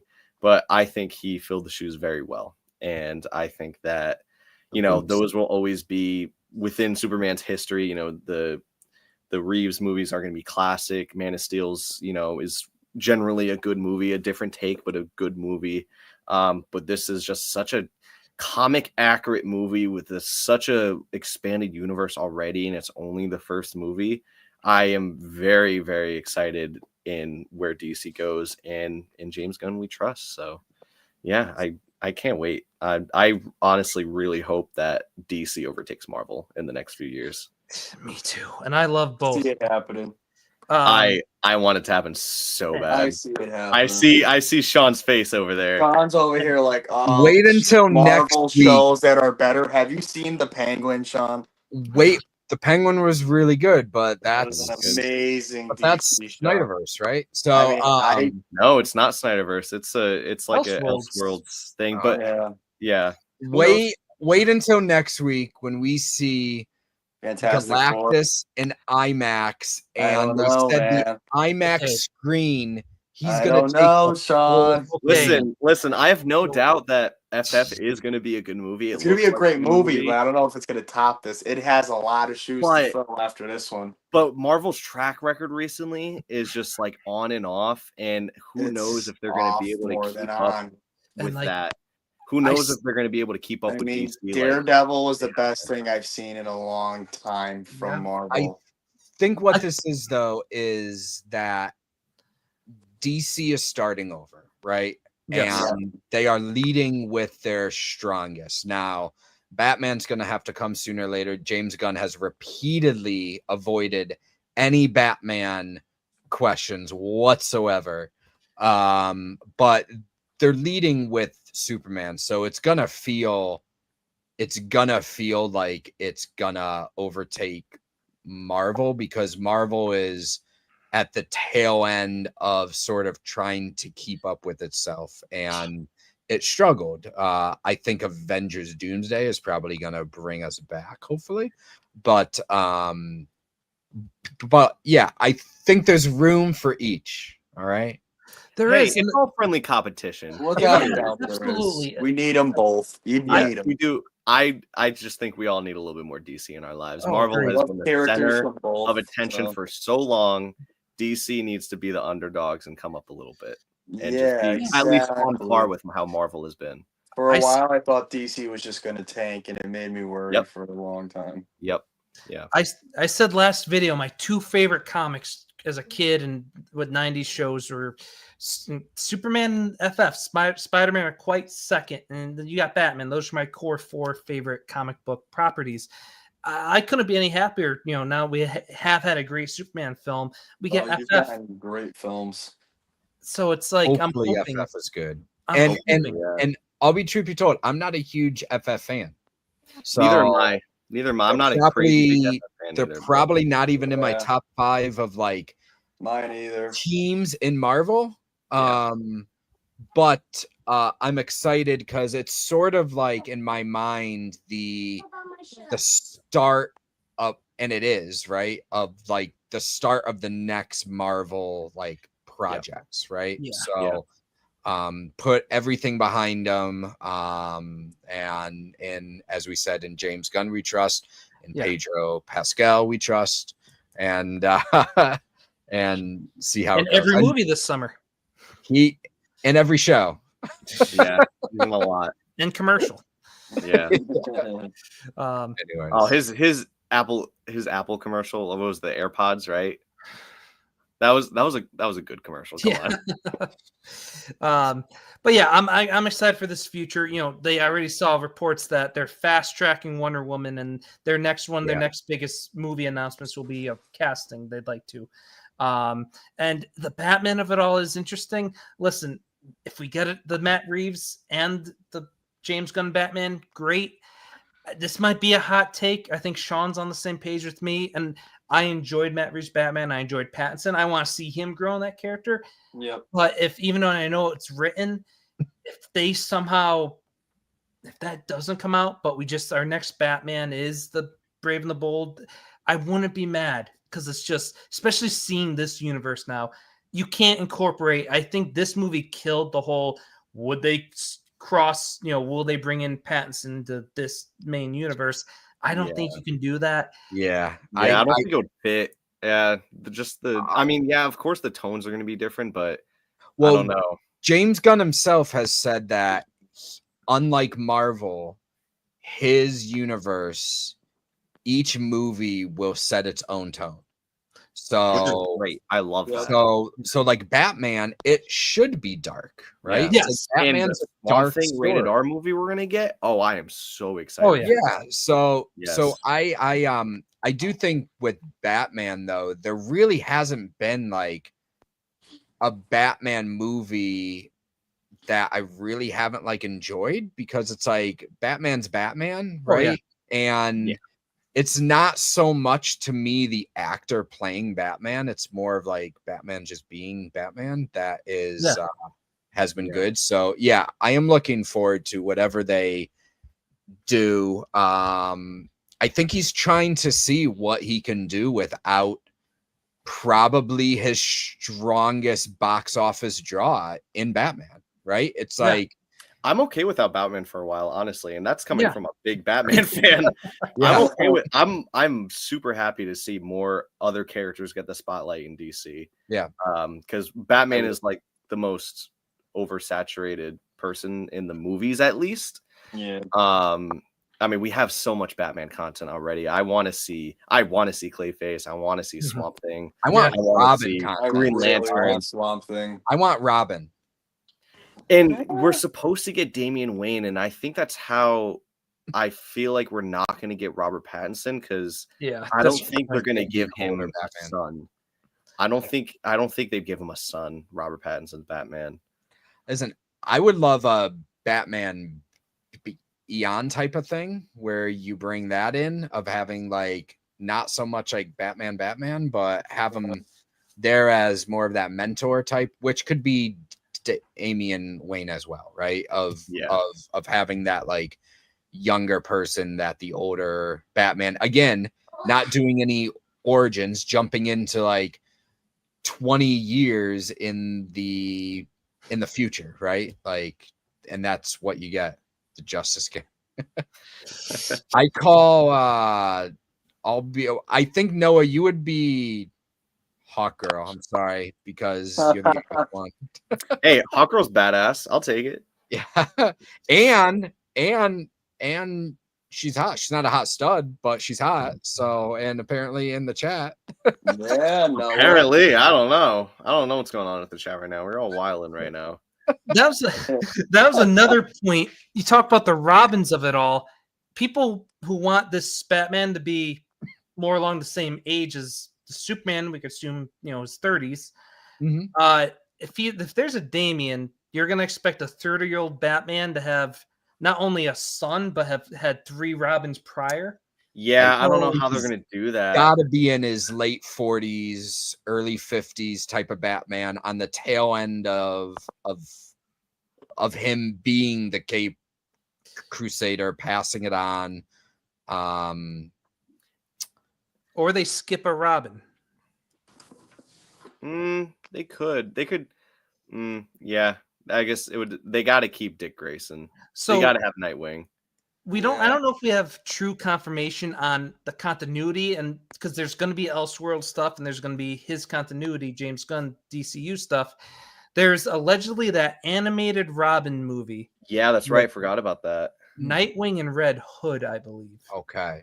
Which So And Yellow. can we get Teen Titans in that too? I and I think he is working on Teen Titans. Oh, I think he God, is working on it, so that's gonna be great. But honestly, the whole being the same age as Superman as far as Batman goes, they could just play the card of Superman ages a lot slower than everyone else, true. True. to be honest. So Yeah. it's true. Hey, That Jim, is also thanks true, for tuning in Gonzo. and agreed. yeah, yeah. Someone said so. James Gunn, Damian's in it. To what extent? And I'm sorry, I'm just pulling a bunch because I listen to the podcast nonstop about all this stuff. What if the Batman movie in this universe, we do get some Raish, we get some Talia. At the end of it, once again, not post credit, but at the very end, they kind of do the whole Batman sword fight with Raish.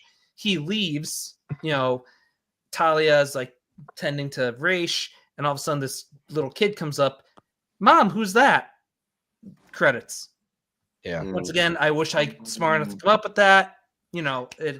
But I don't know. I think the way from what I've seen as far as like the title of the movie, there is a Robin symbol in it. So they have to have some sort of Robin in there, I think. And I feel like they already did say that it was going to be Damien, I thought. For the last thing, I haven't heard anything in a while, but I feel like I remember the last thing I heard was that Damien was going to be a Robin in that movie. I could be wrong. They should just remake Batman and Robin and have Arnold as Mr. Freeze, because that's my favorite Batman movie. So, and I don't care what you guys say, but that is the best Batman movie on earth. Are you being serious? I freaking love that movie. I grew up with that movie, man.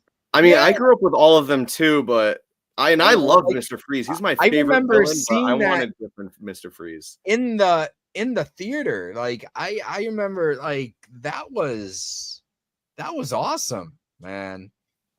You think Batman and Robin's better than The Dark Knight?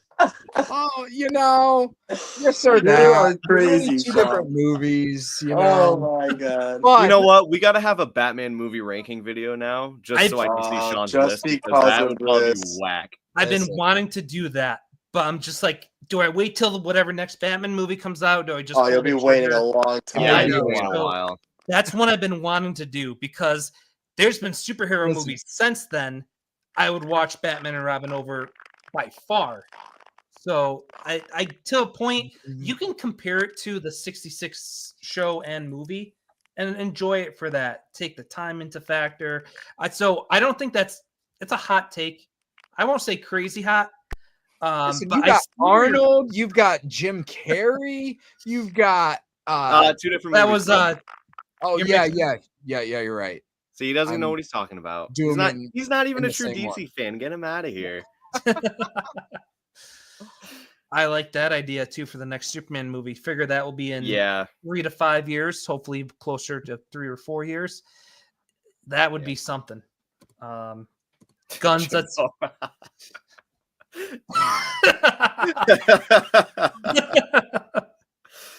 it is true.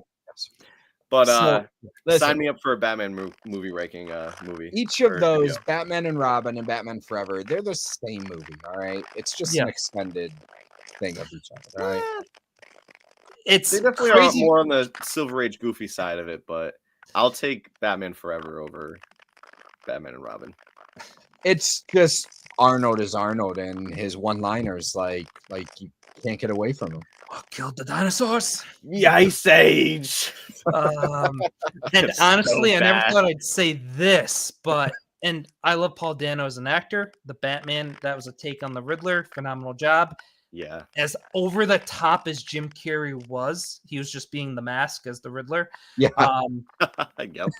He was more comic accurate of a Riddler, and he's my favorite if you don't count the Joker, he's my favorite Batman villain. So I was so looking forward to Paul Dano's Riddler for that universe, that movie. It was good, but I want he should be like just not serious, but just not Joker goofy. Crazy. Yeah.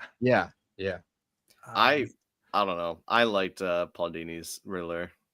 Oh yeah, but I also like Jim Carrey's. But